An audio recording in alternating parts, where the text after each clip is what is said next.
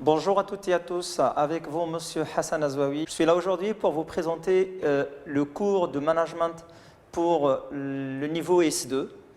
Le management S2, je vais vous présenter la séquence le manager. C'est qui le manager? Quelles sont les techniques? Comment peut-on devenir manager? Quelles sont les techniques que devrait maîtriser le manager? Quels sont les comportements que devrait avoir un manager? Quelles sont les qualités? Quelles sont les caractéristiques? Et quel rôle pour ce manager? Autant de questions importantes qu'on se pose. Et donc, mon intervention, il va s'articuler autour de 3 axes principaux. D'abord, les techniques et les comportements que devrait avoir un manager. Ensuite, les caractéristiques et les qualités d'un manager.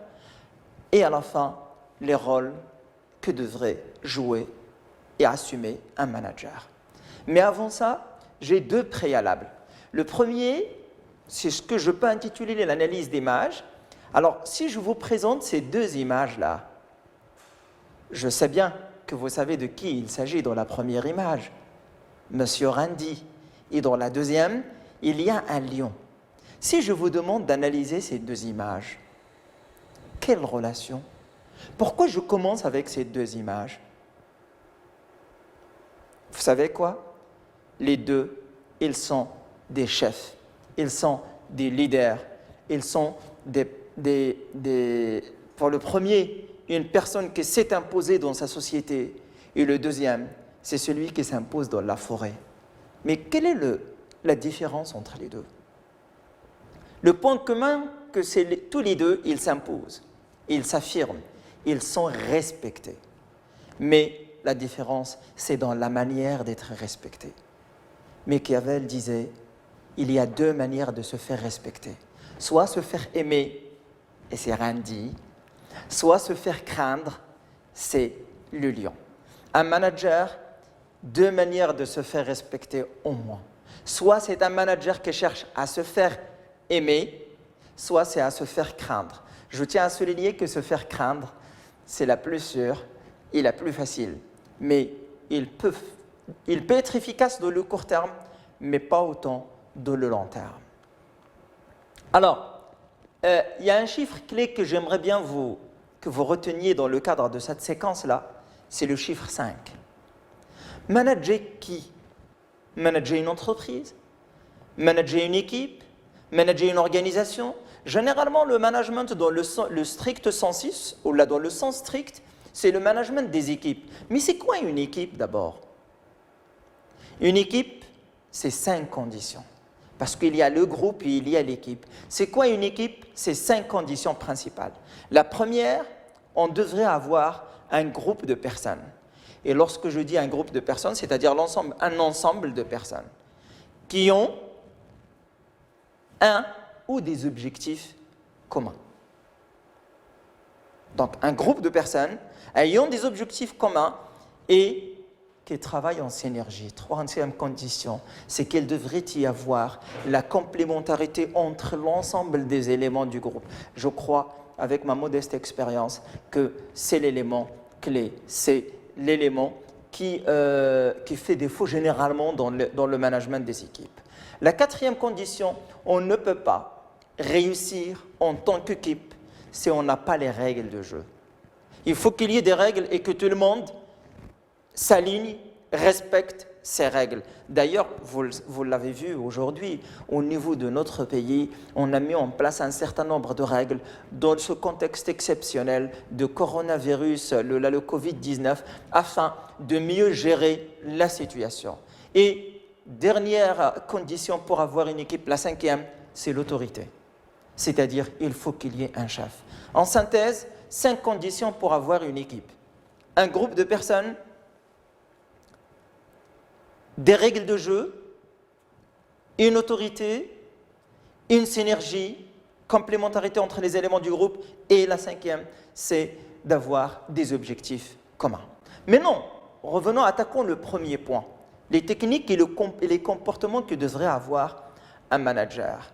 Je vais essayer de les présenter de manière simultanée. Je vous donne l'objectif plutôt la technique et en même temps le comportement qui lui est adapté. Alors, la première technique que devrait maîtriser, je devrais souligner au départ que c'est facile d'acquérir les techniques, mais les comportements, il faut un travail sur soi, un travail de fond sur soi qui n'est pas tout à fait évident. Alors, la première technique, c'est la planification. Un manager devrait être capable de faire la distinction et de définir les enjeux stratégiques et les enjeux tactiques ou les enjeux opérationnels. Et pour pouvoir faire ça, il a besoin d'un comportement important. C'est celui du sens du leadership. Et lorsqu'on dit le sens de leadership, c'est-à-dire qu'il devrait avoir un projet en tête. Il devrait avoir un projet d'entreprise. Deuxième technique, c'est l'organisation, le sens de l'organisation. Et lorsqu'on dit le sens de l'organisation, vous l'avez vu en S1, les structures. C'est quoi une structure? C'est diviser les tâches, diviser le travail plutôt en tâches distinctes et assurer la coordination entre ces différentes tâches. Donc, organiser son travail, son entreprise, son organisation, c'est essayer de découper le travail en un certain nombre de tâches, en un certain nombre de process, puis assurer la coordination entre ces tâches.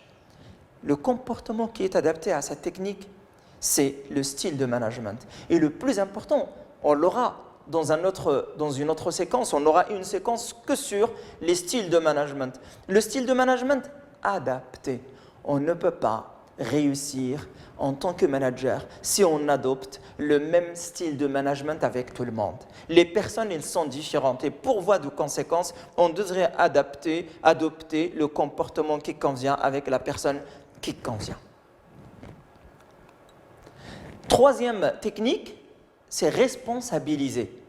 Et parmi les techniques les mieux adaptées à la responsabilisation, c'est ce que nous avons déjà appelé la DPO ou la direction par objectif. On définit les objectifs pour tous les collaborateurs, pour l'entreprise, pour tous les niveaux fonctionnels, pour tous les opérateurs, afin que tout le monde aille dans le même sens. Mais c'est facile d'avoir des objectifs sur papier.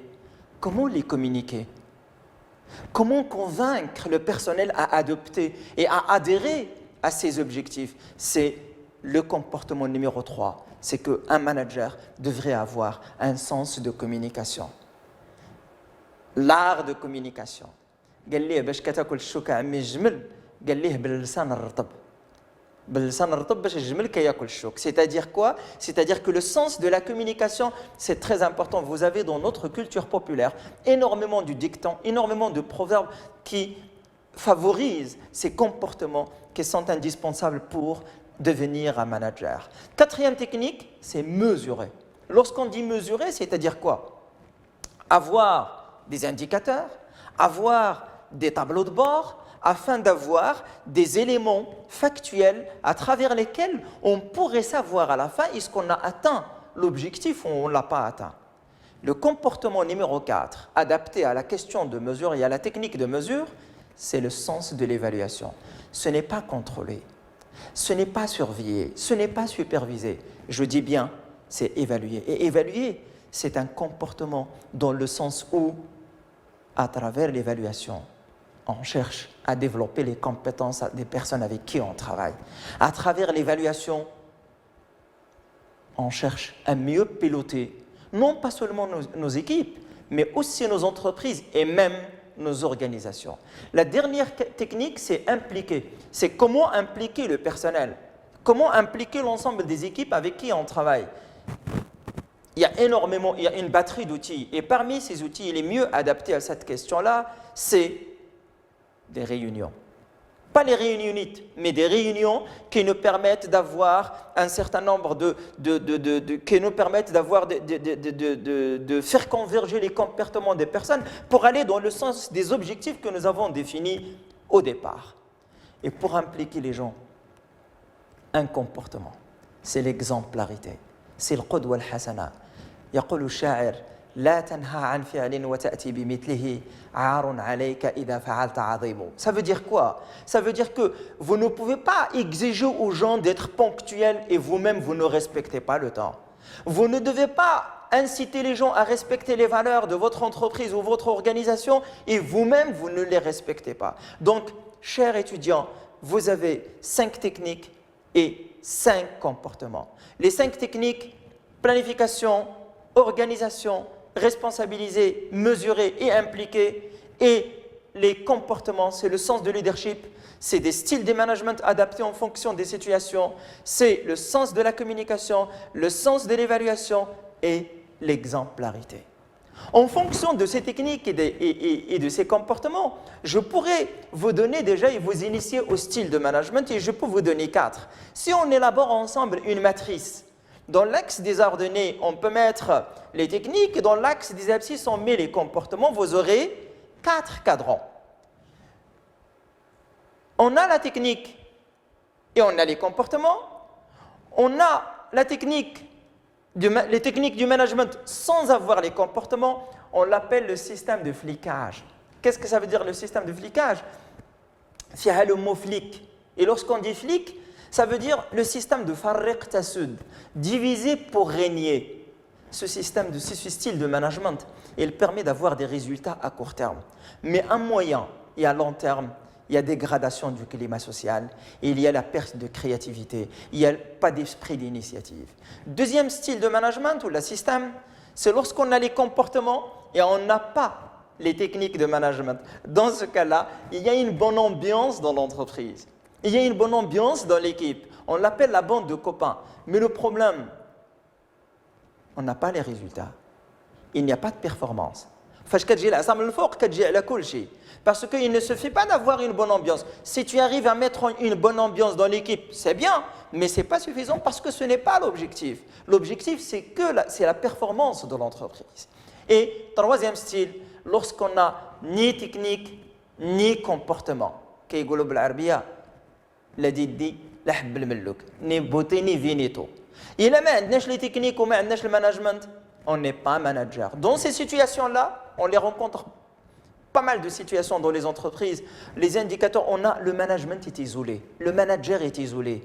Et vous avez le stress, les conflits, dégradation du climat social dans l'entreprise, dégradation des performances. Donc, le quatrième style, c'est celui que je n'ai pas mis dans ma diapo, c'est on a les techniques et on a les comportements.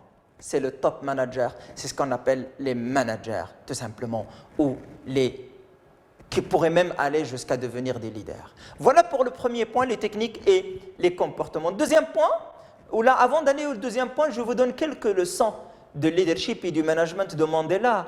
Il nous dit rapidement, gardez vos amis tout près de vous et vos ennemis encore plus près. Ce sont des philosophies. 2, le courage n'est pas l'absence de peur, c'est le fait d'inspirer les autres à la dépasser. La peur est un sentiment normal et naturel. Les apparences comptent. Et rappelez-vous de sourire. On vous dit souvent que les apparences sont trompeuses. Mandela, il vous dit, les apparences comptent et rappelez-vous du sourire. 4, rien n'est noir ou blanc. Il n'y a pas une réalité en soi, pas de réalité dans l'absolu. Chacun a sa manière de l'apercevoir. 5, partir, c'est encore commander. C'est-à-dire que si vous avez, en tant que manager, un style de management efficace, il va vous permettre, même si vous n'êtes pas là, de garder la mémoire de votre style de management, dans la mémoire de l'organisation, et ça va encore continuer même si vous n'êtes pas là. style de management qui est sadaqa jariya. Deuxième partie, c'est les caractéristiques et les qualités d'un manager. Quelles sont les caractéristiques d'un manager? Quelles sont les qualités d'un manager? Alors pour les caractéristiques, je vous donne quelques-unes et rapidement. La première, il sait où il veut aller et il sait ce qu'il veut. Celui qui n'a pas d'objectif ne risque pas de l'atteindre. Donc, un manager, il sait ce qu'il veut, il sait où il veut aller. Deuxième élément, un manager, c'est quelqu'un qui se comprend, il se connaît, et il connaît les autres, et une de ses missions principales, c'est de développer les compétences des personnes avec qui il travaille. Il approfondit la connaissance de soi et celle d'autrui. Si vous n'avez pas une bonne estime de vous-même, vous ne pouvez pas être manager. Parce que lorsqu'on n'a pas une bonne estime de soi, le risque c'est quoi? Soit tu te surestimes, soit tu te sous-estimes.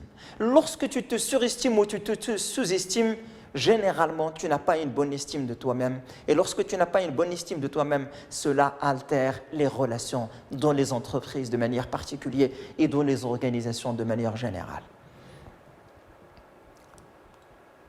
Quatrième caractéristique, un manager, c'est quelqu'un qui maîtrise le processus de prise des décisions et c'est quelqu'un qui peut prendre des décisions. C'est quelqu'un qui peut. C'est quelqu'un qui prend des décisions.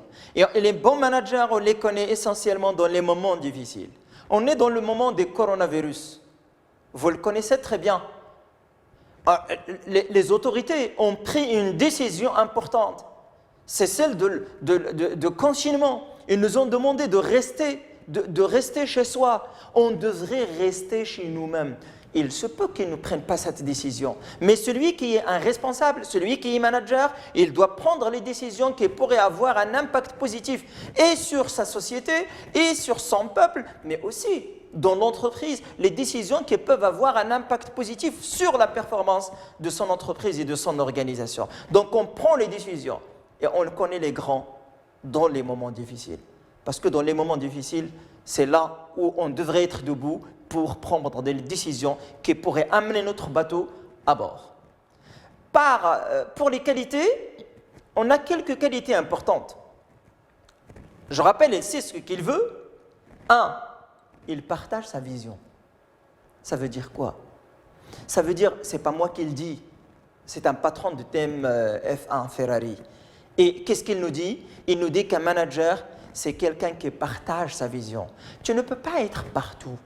Il vaut mieux, dans le cadre des réunions, avoir une vision d'abord, travailler sur une vision, comme on l'a dit au départ, un projet de votre entreprise, puis la partager avec tout le monde pour que les gens adhèrent à votre projet. Sinon, chacun, il va tirer de son côté et par voie de conséquence, on n'aura plus de vision, on ne sait pas où on veut aller et chacun, il va aller n'importe où. Troisième qualité, c'est la capacité de remise en cause. Oui, un manager, ce n'est pas quelqu'un qui sait tout. C'est quelqu'un qui peut à n'importe quel moment vous dire « Oui, je me suis trompé ».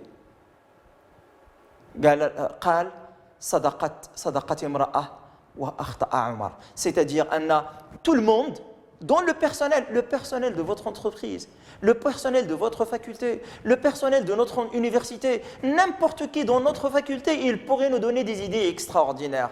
Et si je veux gérer moi-même et être le chef partout et être partout, de toute façon, je ne peux pas. Quatrième qualité, c'est montrer le chemin à suivre. Je ne peux pas faire le chemin de tout. On le dit à nos étudiants. Vous voulez réussir votre PFE? C'est votre PFE, ce n'est pas le mien. Moi, je vous cadre dans le cadre méthodologique. Je vous montre comment vous devez procéder. Mais ce n'est pas à moi de faire votre travail, c'est à vous de faire votre travail. Moi, je vous montre tout simplement le chemin. Un manager, c'est quelqu'un de généreux.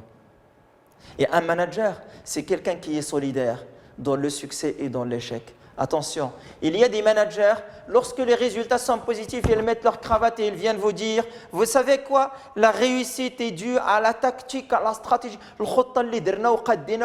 Non, c'est bien, vous avez mis votre stratégie. Mais un bon manager, c'est c'est quelqu'un qui pourrait être solidaire essentiellement pour les échecs.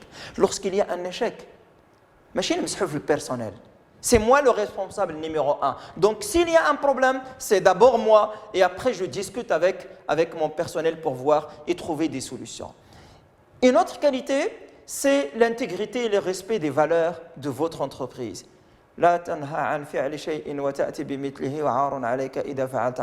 C'est à toi de donner l'exemple pour l'ensemble du personnel. Si tu veux que le personnel soit là à temps, soyez ponctuel, cher manager. Et à la fin, une bonne image et estime de soi. Qu'est-ce qu'il nous reste maintenant? Il nous reste le troisième point, comme je l'ai annoncé au début. On a traité les techniques et les comportements, on a traité les caractéristiques et les qualités, et maintenant, quels sont les rôles d'un manager? Je veux me limiter à 3 rôles principaux. Le premier, un manager, il doit déterminer une vision. Il doit déterminer une vision pour son organisation, pour son entreprise. Il doit savoir là où il veut aller et il doit la partager avec son personnel. 1. 2. Ce n'est pas suffisant de nous donner les objectifs. Je vous donne les objectifs à atteindre. Ça serait même bien de les discuter et de les partager dans le cadre d'un management participatif, mais je dois vous donner les moyens nécessaires pour pouvoir atteindre ces objectifs. Mais attention, ce n'est pas parce que je vous dis « je vous donne les moyens » que vous allez vous attendre tout le temps à un niveau de moyens important. Je dis tout le temps que la structure des moyens est beaucoup plus importante que leur niveau.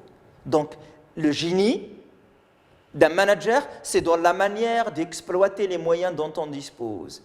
Le niveau des moyens est beaucoup plus important que leur structure.